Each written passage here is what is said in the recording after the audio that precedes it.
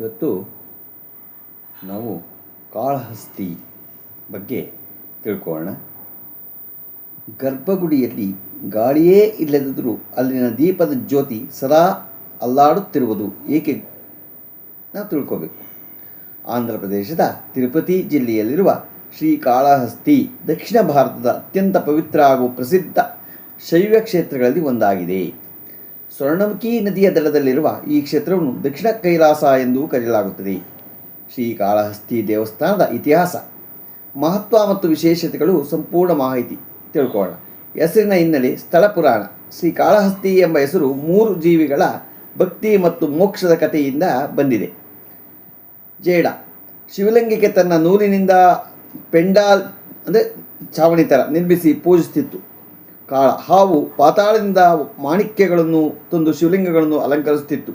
ಹಸ್ತಿ ಆನೆ ನದಿಯಿಂದ ನೀರು ತಂದು ಲಿಂಗಕ್ಕೆ ಅಭಿಷೇಕ ಮಾಡಿ ಎಲೆಗಳಿಂದ ಪೂಜಿಸುತ್ತಿತ್ತು.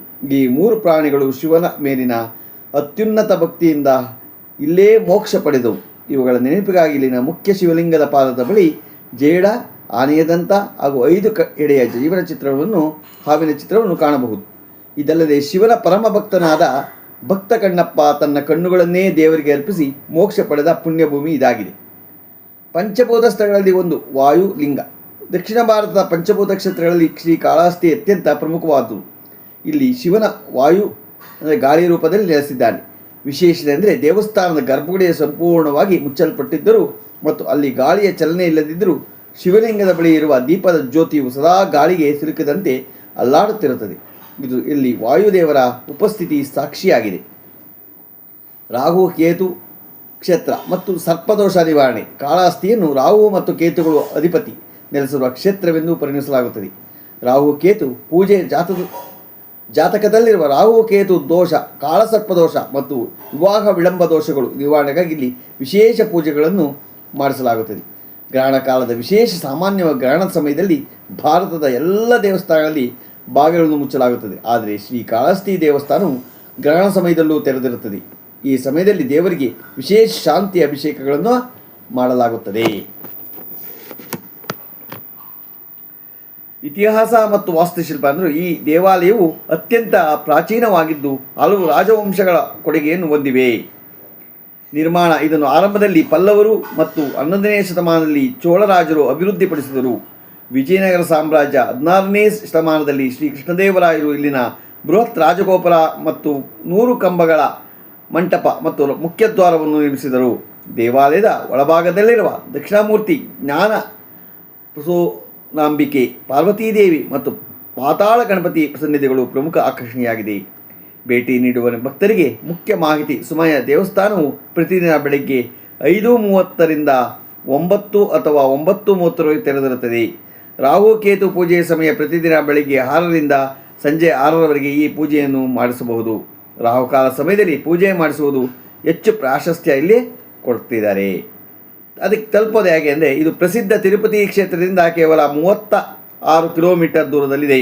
ತಿರುಪತಿಯಿಂದ ಕಾಳಹಸ್ತಿಗೆ ಪ್ರತಿ 10-15 ನಿಮಿಷಕ್ಕೆ ಸರ್ಕಾರಿ ಬಸ್ಸುಗಳು ಇಲ್ಲಿಂದ ಹೊರಡುತ್ತೆ.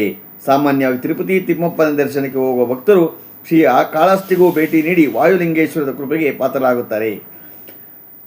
ತ್ರ್ಯಂಬಕಂ ಯಜಾಮಹೇ ಸುಗಂಧಿಂ ಪುಷ್ಟಿವರ್ಧನಂ ಊರ್ವಾರಿಕುಮಿವ ಬಂಧನಾನ್ ಮೃತ್ಯೋರ್ಮಕ್ಷೀಯಮಾಮೃತಾತು.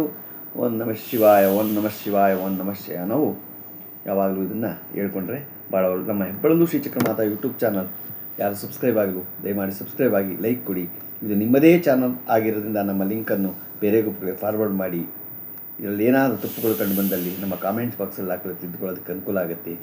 ನಮಸ್ಕಾರಗಳು, ನಮಸ್ಕಾರಗಳು, ನಮಸ್ಕಾರಗಳು. ಈಗ ದಿನ ಪಂಚಾಂಗವನ್ನು ನಾವು ತಿಳ್ಕೊಳ್ಳೋಣ. ದಿನಾಂಕ 3/7/2026 ಶುಕ್ರವಾರ, ಶ್ರೀ ಪರಾಭವ ನಾಮ ಸಂವತ್ಸರ, ಉತ್ತರಾಯಣ, ನಿಜಜ್ಯೇಷ್ಠ ಮಾಸ, ಕೃಷ್ಣ ಪಕ್ಷ, ತಿಥಿ ತದಿಕೆ, ಬೆಳಿಗ್ಗೆ 8:48, ನಕ್ಷತ್ರ ಶ್ರವಣ, ಹಗಲು 10:10, ಮಳೆ ಹಾರಿದ್ರೆ 4ನೇ ಪಾದ. ಇವತ್ತು ಸಂಕಷ್ಟಹರ ಗಣಪತಿ ಇರುತ್ತಾ ಇದೆ. ಎಲ್ಲ ದೇವಸ್ಥಾನಕ್ಕೆ ಓಟ್ ಬನ್ನಿ. ಗಣಾನಾನ್ತ್ವಾ ಗಣಪತಿಂ ಹವಾಮಹೇ ಕವಿಂ ಕವೀನಾಪಮಶ್ರವಸ್ತಮಂ ಜ್ಯೇಷ್ಠರಾಜಂ ಬ್ರಹ್ಮಣಾಂ ಬ್ರಹ್ಮಣಸ್ಪತ ಆನುಶೃಣ್ವನ್ನೋತಿಭಿಸ್ಸೀದ ಸಾದನಂ. ಎಲ್ಲ ಗಣೇಶ ವಿದ್ಯಾಗಣಪತಿ ಎಲ್ಲ ನಿಮಗೆ ಆಯುಸ್ಸು ಆರೋಗ್ಯ ಐಶ್ವರ್ಯ ಎಲ್ಲ ಕೊಟ್ಟು ಕಾಪಾಡಲಿ. ಇವತ್ತು ರಾಹುಕಾಲ 10:51ರಿಂದ 12:27, ಗುಳಿಕ ಕಾಲ 7:39ರಿಂದ 9:15, ಯಮಗಂಟ ಕಾಲ 3:39ರಿಂದ 9:15. ಇವತ್ತು ಯಾರು ಹುಟ್ಟುಹಬ್ಬ ಆಚರಣೆ ಮಾಡ್ಕೊತಿದ್ರು, ಮದುವೆಯಾದ ದಂಪತಿಗಳು ವಾರ್ಷಿಕೋತ್ಸವ ಆಚರಣೆ ಮಾಡ್ಕೊತಿರೋರಿಗೆ ನಮ್ಮ ಹೆಬ್ಬಳದೂರು ಶ್ರೀ ಚಿಕ್ಕಮಾತಾ ಯೂಟ್ಯೂಬ್ ಚಾನಲ್ ಕಡೆಯಿಂದ ಶುಭಕಾಮನೆಗಳನ್ನು ತಿಳಿಸ್ತೀವಿ.